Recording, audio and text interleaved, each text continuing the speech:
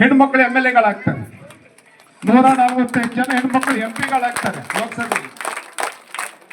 ಇದು ಬದಲಾವಣೆ. ಇದು ಸಂವಿಧಾನ ಪ್ರಕಾರ ಲಿಂಗಭೇದ ಇಲ್ಲ, ಹೆಣ್ಣು ಗಂಡು ಸಂವಿಧಾನ ಪ್ರಕಾರ ಎರಡೇ. ನಮ್ಮ ಸಾಮಾಜಿಕ ಧಾರ್ಮಿಕ ದೃಷ್ಟಿಯಲ್ಲಿ ವ್ಯತ್ಯಾಸ ತೋರಿಸ್ತಾರೆ, ಆದರೆ ಸಂವಿಧಾನ ಪರವಾಗಿ ಎರಡು ಕಣ್ಣು, ಹೆಣ್ಣಾಗ್ಲಿ ಗಂಡಾಗ್ಲಿ. ಹೀಗಾಗಿ ಹೆಣ್ಮಕ್ಳು ಯಾವುದೂ ಕೂಡ ಸಣ್ಣ ಯೋಚನೆ ಬೇಡ.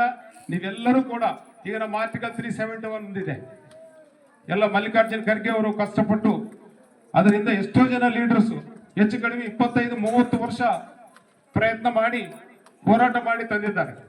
ಅದರೆಲ್ಲದ ಫಲವಾಗಿ ಈ ನಮ್ಮ ಹೈದರಾಬಾದ್ ಕರ್ನಾಟಕದಲ್ಲಿ 80% ಎಜುಕೇಶನಲ್ ಸೀಟ್ಸು ನಮ್ಮ 5 ಜಿಲ್ಲೆಯವರಿಗೆ ಸಿಗ್ತವೆ.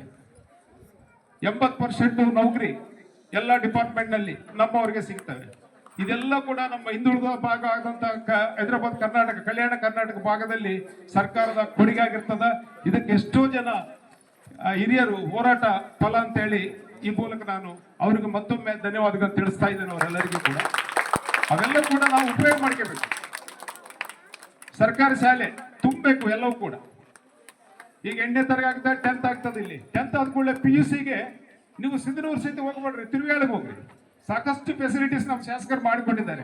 ಬಗಲಾಗೆ ಇಂದಿರಾ ಕ್ಯಾಂಟೀನ್ ಇದೆ, ನಿಮ್ಮ ಮನೆಯಿಂದ ಬಾಕ್ಸ್ ಸಹಿತ ಹೋಗೋದು ಬೇಕಾಗಿಲ್ಲ ಯಾರು ಕೂಡ. ಹಾಸ್ಪಿಟಲ್ ಇದೆ, ರಂಗಮಂದಿರ, ಬಸ್ ಸ್ಟ್ಯಾಂಡು, ಎಂತ ಕಾರ್ಯಕ್ರಮಗಳು ತಿರುವೇಳ ನೋಡ್ಬಿಟ್ರೆ ಮಾಡೆಲ್ ಕರ್ನಾಟಕ ಆಗುತ್ತದೆ ನಮ್ಮ ತಿರುವೇಳ. ನಮ್ಮ ಶಾಸಕರ ಕಾಳಜಿಯಿಂದ ಇವೆಲ್ಲ ಉಪಯೋಗ ಮಾಡ್ಕೊಂಡ್ರಿ. ಪ್ರತಿಯೊಬ್ಬರು ಕೂಡ ಸುತ್ತಮುತ್ತಲ ಹಳ್ಳಿಗಳಲ್ಲಿ ಟೀಚರ್ಸ್ಗೆ ಹೇಳ್ತೀನಿ, ವಿದ್ಯಾರ್ಥಿನಿಯರಿಗೂ ಹೇಳ್ತೀನಿ, ಎಲ್ಲರೂ ಕೂಡ ತಿರುವೇಳಿಗೆ ರಿಕಮೆಂಡ್ ಮಾಡ್ರಿ. ಒಳ್ಳೆ ಟೀಚರ್ಸ್ ಇದ್ದಾರೆ, ಒಳ್ಳೆ ಸ್ಟಾಫ್ ಇದ್ದಾರೆ. ಸರ್ಕಾರ ಬಂಡವಾಳ ಹಾಕಿದ್ದಕ್ಕ ನಾವೆಲ್ಲರೂ ಕೂಡ ಸುತ್ತಮುತ್ತಲ ಒಂದು 8-10 ಹಳ್ಳಿಯವರು ಉಪಯೋಗ ಮಾಡ್ಕೊಂಡ್ರೆ ಬಹಳ ಉಪಯೋಗ ಆಗ್ತದ. ಹಾಗೇನೆ ನೀವೆಲ್ಲರೂ ಕೂಡ ಮುಂದೆ ನಿಮ್ಮೆಲ್ಲರಿಗೂ ಕೂಡ ನನ್ನ ಅನಿಸಿಕೆ ಪ್ರಕಾರ ಒಳ್ಳೆಯ ಭವಿಷ್ಯವಿದೆ ನಿಮ್ಮೆಲ್ಲರಿಗೂ ಕೂಡ. ನಿಮ್ಮ ವಯಸ್ಸಿನಲ್ಲಿ ನಮಗೆ ಶಾಲೆಗಳು ಇರ್ತಿದ್ದಿಲ್ಲ ಓದ್ಲಿಕ್ಕೆ. ಇಲ್ಲಿ ಅರ್ಧಂಬರ್ಧ 7th 8th 9th 10th ಹೋಗ್ಬೇಕಂದ್ರೆ ಡಿಗ್ರಿ ಮಾಡಿದಂಗೆ. ಈಗ ಅಂತ ಅವಕಾಶಗಳು ನಿಮ್ಗೆಲ್ಲ, ಅಂತ ಕಷ್ಟಗಳು ಯಾವುವು ಇಲ್ಲ. ನೀವು ಚೆನ್ನಾಗಿ ಮಾಡಿ ಶಿಕ್ಷಕರನ್ನು, ವಿದ್ಯೆ ಕೊಟ್ಟಂತವ್ರನ್ನು, ಬುದ್ಧಿ ಕೊಟ್ಟಂತವ್ರನ್ನು, ಎಲ್ಲರನ್ನು ಹಿರಿಯರನ್ನು ಗೌರವಿಸ್ರಿ.